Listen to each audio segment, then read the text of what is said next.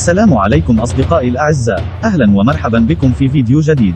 تعتبر المنزلقات المائية رغم خطورتها شيقة وممتعة للكثير من البشر، وقد قام المهندسون بتصميمات مختلفة للمنزلقات المائية حول العالم، لدرجة أنهم صمموا منزلقة قفزة الإيمان، والتي في نهايتها تجد نفسك تسبح مع أسماك القرش، فلكل منها مميزات مختلفة لتعطيك إحساسا رائعا عند السقوط السريع والارتطام بالماء. ويعمل المصممون دائما بتوفير الكثير من شروط الأمان في هذه المنزلقات للحد من خطورتها.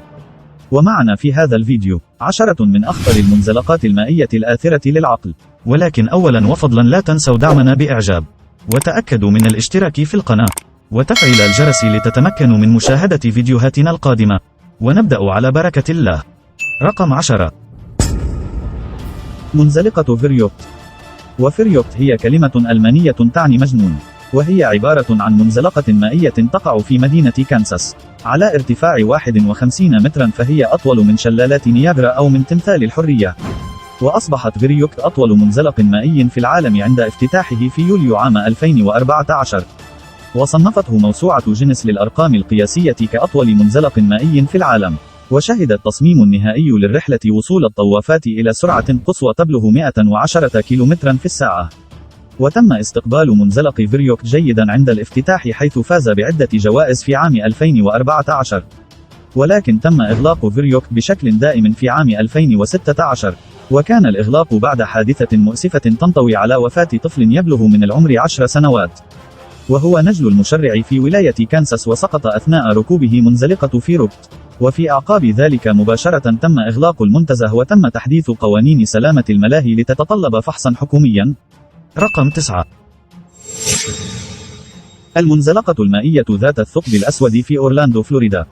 وهي منزلقة مائية مغلقة بالكامل، ويقوم المتزلجون بإسقاط أنفسهم في أنبوب مظلم على عوامة لشخصين، فتنزلق على منحدر يبلغ ارتفاعه 15 مترا، وتستغرق الرحلة 23 ثانية.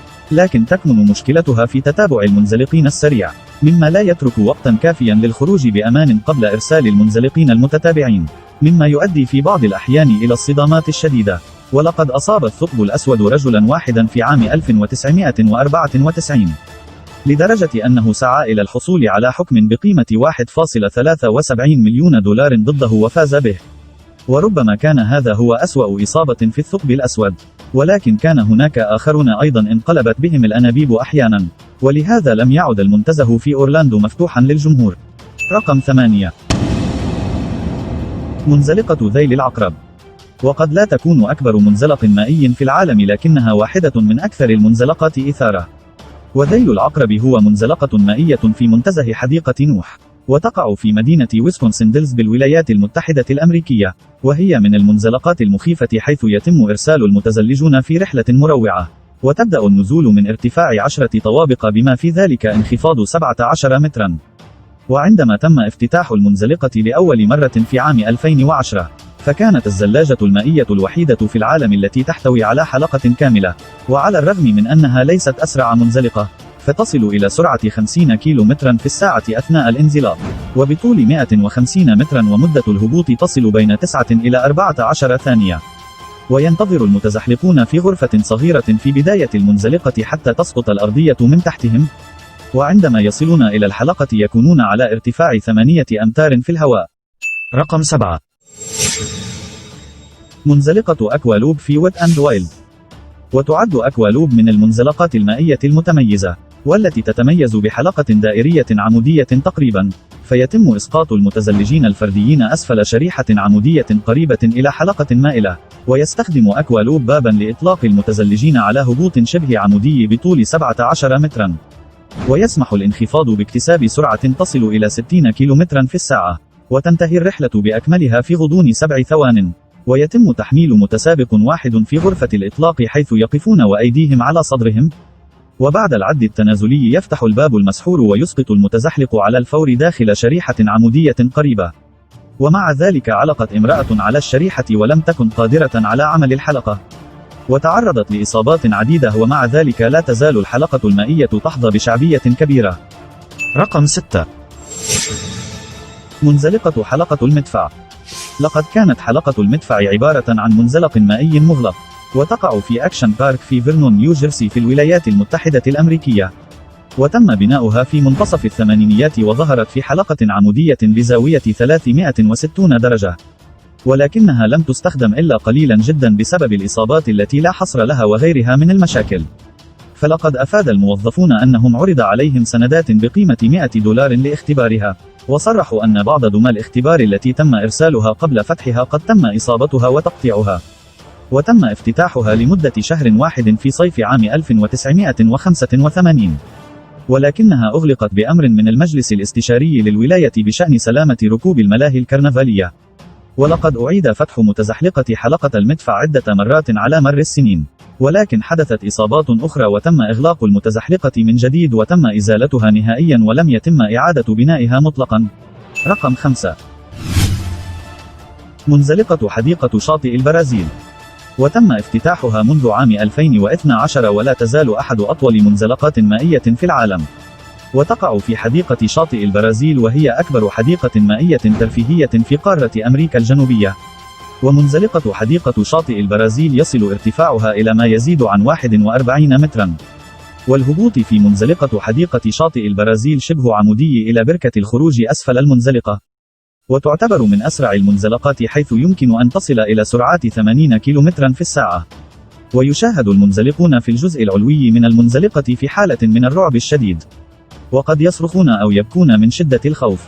وتكون رحلة الانزلاق سريعة جدا نظرا لأنها شديدة الانحدار. ويفقد كثير من المنزلقين ملامسة المنزلقة ويصبحون طائرين في الهواء أثناء السقوط. ويستغرق الوصول إلى الأرض من 4 إلى 5 ثوان فقط. رقم 4. منزلقة الصحراء سندويندرز. وهي من المنزلقات المائية الخطيرة وتوجد في منتجعة كالاهاري أوهايو بالولايات المتحدة. وهي مغلقة الآن أمام الجمهور ولا يحتمل تشغيلها مرة أخرى أبدا. وهذا يرجع إلى العديد من الإصابات الناجمة عنها. وكانت تتيح لراكبيها تجربة سرعات عالية جدا. وتكون الإثارة عندما ينطلق الأنبوب عبر الأنفاق المظلمة. ولكن متزحلقة سندويندرز تسببت في إصابة عشرات الأشخاص. ففي عام 2012 رفعت عائلة دعوى قضائية ضد منتجعة كالاهاري بتهمة إصابة صبي صغير أثناء ركوبه المنزلقة. وكانت الإدارة على دراية بالمخاطر بسبب الإصابات المبلغ عنها مسبقا، ولم تفعل شيئا لتحسين سلامة المتزلجين. وبسبب الدعاوى القضائية العديدة المرفوعة ضدهم قررت الإدارة إغلاقها. رقم 3. منزلقة الماموث. ومنزلقة الماموث هي متزحلقة مائية في سانتا كلوز إنديانا في الولايات المتحدة. وتم افتتاحه في مايو عام 2012. وعندما اكتمل بناؤه أصبح أطول سفينة مائية في العالم، فهو بطول 537 مترا. وتعمل منزلقة الماموث ب10 قوارب تتسع ل6 ركاب، والتي تستخدم التكنولوجيا الحديثة لدفع القوارب صعودا. فيتفاعل مجال مغناطيسي أسفل سطح الانزلاق مع لوحة فولاذية، ويجلس المتزلجون في دائرة في مواجهة بعضهم البعض. ويدخل القارب في حلزون وفي النهاية يسقط للمرة الأخيرة ويهبط في بركة من الماء. ويطفو في تيار مائي مع منحدرات واسعة. وتستغرق تجربة الركوب الإجمالية على متزحلقة الماموث حوالي 3 دقائق. رقم 2. منزلقة ماستر بلاستر. وافتتح ماستر بلاستر في عام 1996. ويبلغ ارتفاعه 21 مترا ويصل طول الرحلة إلى 400 مترا. ويبدأ المتزلجون بتسلق قمة برج بلاستنهوف. ويتم إحضار طوافات تتسع لراكبين إلى أعلى البرج على حزام ناقل. ثم تدخل الطوافة في أنبوب مغلق وتتحرك 170 درجة في الاتجاه الآخر. وعند الخروج من الأنبوب تسقط الطوافة إلى أسفل المنحدر، ثم تستدير لليمين مرة أخرى ثم تنخفض ثانية، مع انعطاف دائري متبوع بدورة يسارا ثم هبوط صغير أخير في بركة الرش. ولقد اكتسبت تقنية ماستر بلاستر عدة جوائز في الاتحاد الدولي لمدن الملاهي وفازت بأفضل رحلة مائية. لقد وصلنا إلى الأفضل مع قناة صحي عقلك، ونتمنى أن تكونوا قد استمتعتم بموضوعاتنا. فتأكدوا من الاشتراك والإعجاب للحصول على المزيد من مقاطع الفيديو الرائعة. ونحن في انتظار ملاحظاتكم وآرائكم في التعليقات لتطوير القناة وإنشاء المزيد من هذه الفيديوهات. رقم 1. منزلقة قفزة الإيمان والقفز بالقرب من أسماك القرش.